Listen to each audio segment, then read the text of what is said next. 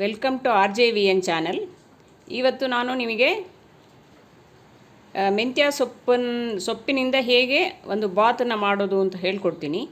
ಇದು ಸಿಂಪಲ್ಲಾಗಿದೆ, ತುಂಬ ಸಿಂಪಲ್ಲಾಗಿದೆ ಮತ್ತು ಆರೋಗ್ಯಕ್ಕೆ ಒಳ್ಳೆಯದು.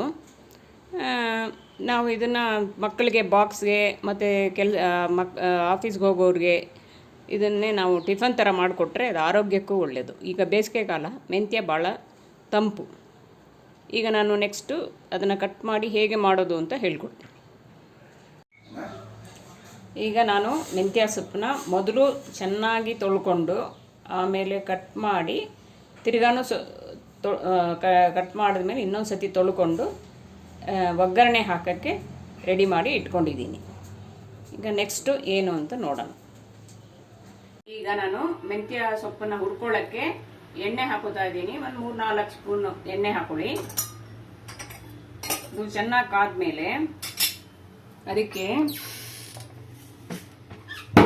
ಸ್ವಲ್ಪ ಹಿಂಗನ್ನು ಹಾಕೊಳ್ಳಿ. ಹಿಂಗೆ ಹಾಕೊಳ್ಳೋರು ಹಾಕೋಬೋದು, ಇಷ್ಟ ಇದ್ದವ್ರು ಹಾಕೋಬೋದು. ಅದು ಹಿಂಗೆ ಬಂದು ಜೀರ್ಣಶಕ್ತಿಗೆ ತುಂಬ ಸಹಾಯಕಾರಿ, ಗ್ಯಾಸ್ ಅಸಿಡಿಟಿಗೆಲ್ಲ ತುಂಬ ಒಳ್ಳೆಯದು. ನೆಕ್ಸ್ಟು ನಾನು ಇದಕ್ಕೆ ಒಂದೇ ಒಂದು ಮೆಣಸಿನ್ಕಾಯಿ ಹಾಕೋತಾ ಇದ್ದೀನಿ ಕಟ್ ಮಾಡಿ. ಆಮೇಲೆ ಕಡಲೆಕಾಯಿ ಬೀಜ, ಆಮೇಲೆ ಒಂದು ಸ್ವಲ್ಪ ಹುಣಸೆ ಹಣ್ಣು, ಒಂದು ಇಷ್ಟು ಹುಣಸೆ ಹಣ್ಣು ಹಾಕಿ ಸ್ವಲ್ಪ ಹುಳಿ ಬರಲಿ ಅಂತ ಇದನ್ನು ಹಾಕಿ ಇದು ಸ್ವಲ್ಪ ಚೆನ್ನಾಗಿ ಕೆಂಪಗಾಗೋ ಥರ ಇದನ್ನು ಹುರ್ಕೋಬೇಕು.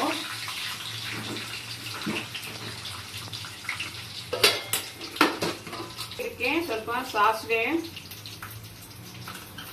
ಇಲ್ಲದೆ ಒಗ್ಗರಣೆನೇ ಇಲ್ಲ, ಸಾಸಿವೆ ಮತ್ತು ಉದ್ದಿನಬೇಳೆನೂ ಹಾಕ್ಕೊಂಡು ಇದು ಚೆನ್ನಾಗಿ ಹುರ್ಕೋಬೇಕು.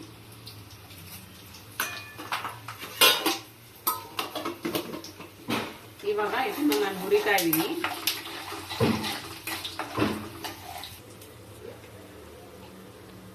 ಒಂದು ಸ್ಪೂನಷ್ಟು ಅರಿಶಿನ ಹಾಕೊಳ್ಳಿ. ಅರಿಶಿನ ತುಂಬ ಆರೋಗ್ಯಕ್ಕೆ ಒಳ್ಳೆಯದು. ಅಡುಗೆಯಲ್ಲಿ ದಿನನಿತ್ಯದ ಅಡುಗೆಯಲ್ಲಿ ನೀವು ಇದನ್ನು ಬಳಸಿದ್ರೆ ಇದು ಆರೋಗ್ಯಕ್ಕೆ ಭಾಳ ಒಳ್ಳೆಯದು. ಇದು ಚೆನ್ನಾಗಿ ಹುರಿದು ಕೆಂಪಗಾಗೋ ಥರ ಹುರ್ಕೋಬೇಕು. ಕಡಲೆಕಾಯಿ ಬೀಜ ಎಲ್ಲ ನೀವು ಬಾಯಿಗೆ ಹಾಕ್ಕೊಂಡ್ರೆ ಅದು ಗರಿಗರಿಯಾಗಿರ್ಬೇಕು, ಆ ಥರ ಹುರ್ಕೋಬೇಕು. ಮೆಂತ್ಯ ಸೊಪ್ಪು ಜೊತೆ ಬೇಕಂದರೆ ಈರುಳ್ಳಿ ಹಾಕ್ಕೊಳ್ಳೋರು ಹಾಕೋಬೋದು. ನಾನು ಬರೀ ಇವತ್ತು ಮೆಂತ್ಯ ಸೊಪ್ಪನ್ನ ಹಾಕೊಂಡು ಮಾಡ್ತಾ ಇದ್ದೀನಿ.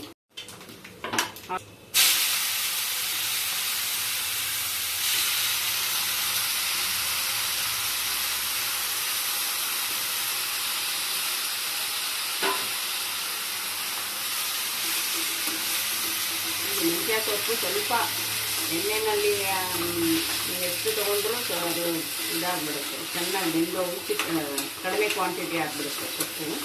ಆದ್ದರಿಂದ ನೀವು ಎಷ್ಟು ಅನ್ನಕ್ಕೆ ಎಷ್ಟು ಬೇಕೋ, ಜಾಸ್ತಿ ಬೇಕು ಅಂದರೆ ಜಾಸ್ತಿ ಹಾಕೊಳ್ಳಿ.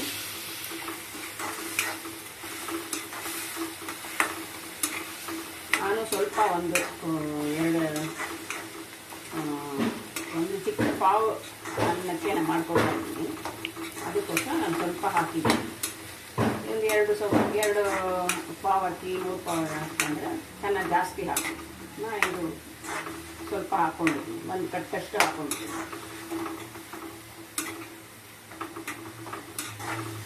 ಈ ಥರ ಚೆನ್ನಾಗಿ ಹುರ್ಕೋಬೇಕು, ಅದು ಚೆನ್ನಾಗಿ ಬೇಯಬೇಕು. ಈಗ ತೆಂಗಿನಕಾಯಿ ಇದನ್ನು ಮಿಕ್ಸಿ ಮಾಡ್ಕೊತಾ ಇದ್ದೀನಿ. ಚಿಕ್ಕ ಪೀಸ್ ಮಾಡಿಕೊಂಡು ತೆಂಗಿನಕಾಯಿನ ಮಿಕ್ಸಿ ಮಾಡ್ಕೊತಾ ಇದ್ದೀನಿ. ಇವಾಗ ನೋಡಿ ಮೆಂತ್ಯ ಸೊಪ್ಪು ಚೆನ್ನಾಗಿ ಬೆಂದಿದೆ. ಇದಕ್ಕೆ ನಾನು ತೆಂಗಿನಕಾಯಿ ರುಬ್ಕೊಂಡಿದ್ದನ್ನು ಹಾಕೋತಾ ಇದ್ದೀನಿ, ಚೂರು ಮಾಡಿ. ಇಲ್ಲಾಂದರೆ ತೆಂಗಿನಕಾಯಿ ತುರುವಿದ್ರೂ ಅದನ್ನು ಹಾಕೋಬೋದು.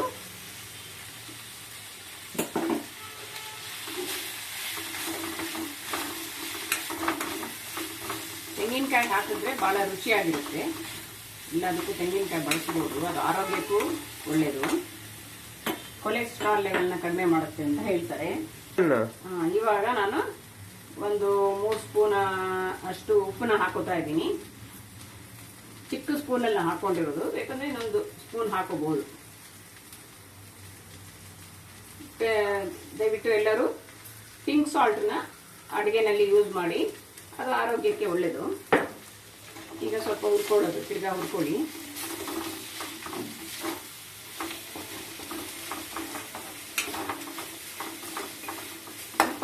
ಸ್ವಲ್ಪ ನಿಮ್ಗೆ ಎಣ್ಣೆ ಬೇಕು ಅಂದರೆ ಒಂಚೂರು ಹಾಕ್ಕೋಬೋದು. ಒಣಗ್ದಂಗೆ ಆಯಿತು ಅಂತಂದರೆ ಸ್ವಲ್ಪ ಹಾಕ್ಕೋಬೋದು ಎಣ್ಣೆ.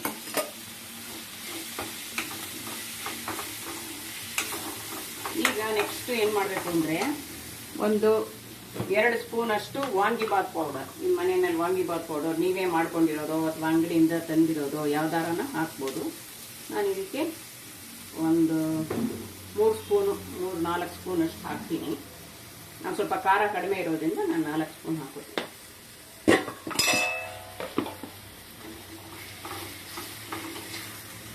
ಪೌಡರ್ ಹಾಕಿ ಇದನ್ನ ಹುರ್ಕೋತಾ ಇದ್ದೀನಿ, ಮಿಕ್ಸ್ ಮಾಡ್ಕೋತಾ ಇದ್ದೀನಿ.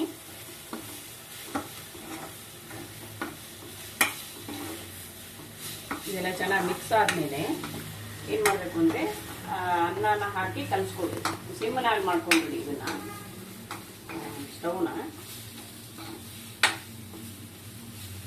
ಈಗ ಸ್ವಲ್ಪ ಇದು ಚೆನ್ನಾಗಿ ಬೆಂದಿದೆ ಮತ್ತು ಮಿಕ್ಸ್ ಕೂಡ ಆಗಿದೆ ತೆಂಗಿನಕಾಯಿ ಪೌಡ್ರು ಅದ್ರ ಜೊತೆ. ಈಗ ನಾನು ಇದಕ್ಕೆ ಅನ್ನ ಹಾಕೊಂಡು ಗ್ಯಾಸ್ನ ಸ್ವಲ್ಪ ಸಿಮ್ ಮಾಡ್ಕೊಂಡಿದ್ದೀನಿ. ಇವಾಗ ನಾನು ಇದಕ್ಕೆ ಅನ್ನ ಹಾಕೊಂಡು ಮಿಕ್ಸ್ ಮಾಡ್ಕೋತೀನಿ.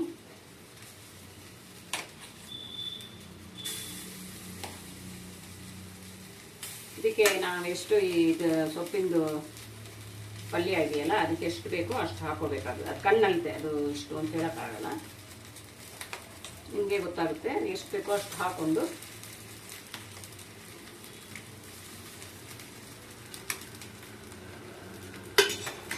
ಇವಾಗ ಇದನ್ನ ಮಿಕ್ಸ್ ಮಾಡ್ಕೊಳ್ತೀನಿ. ಗ್ಯಾಸ್ ಬೇಕಂದ್ರೆ ಆರಿಸ್ಬಿಡ್ಬೋದು, ಅಂದರೆ 2 ಬಂದಿರುತ್ತೆ ಚೆನ್ನಾಗಿ, ಅನ್ನನೂ ಆಗಿರುತ್ತೆ. ಈಗ ನೀವು ಆರಿಸ್ಬಿಟ್ಟೆ ನೀವು ಗ್ಯಾಸ್ ಮೇಲೆ ಇಟ್ಕೊಂಡೇನೆ ನೀವು ಇದನ್ನ ಮಿಕ್ಸ್ ಮಾಡ್ಕೋಬೋದು.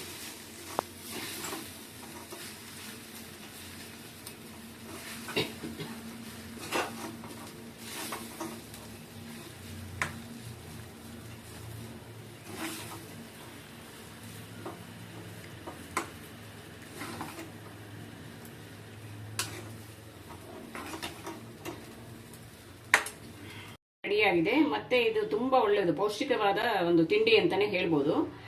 ಇದನ್ನು ನೀವು ಮಕ್ಕಳಿಗೆ ದೊಡ್ಡವರು ಆಫೀಸಿಗೆ ಬೇಕಾದ್ರೂ ತೊಗೊಂಡೋಗ್ಬೋದು, ಮಕ್ಕಳು ಸ್ಕೂಲಿಗೆ ಬೇಕಾದ್ರೆ ಹಾಕಿ ಬಾಕ್ಸ್ಗೆ ಹಾಕಿ ಕಳಿಸ್ಬೋದು. ಈ ಉಪಹಾರ ನಿಮಗೆ ಇಷ್ಟ ಆಗಿತ್ತು ಅಂತ ಹೇಳಿದ್ರೆ ನನ್ನ ಚಾನಲನ್ನ ದಯವಿಟ್ಟು ಲೈಕ್, ಶೇರ್ ಆ್ಯಂಡ್ ಸಬ್ಸ್ಕ್ರೈಬ್ ಮಾಡಿ.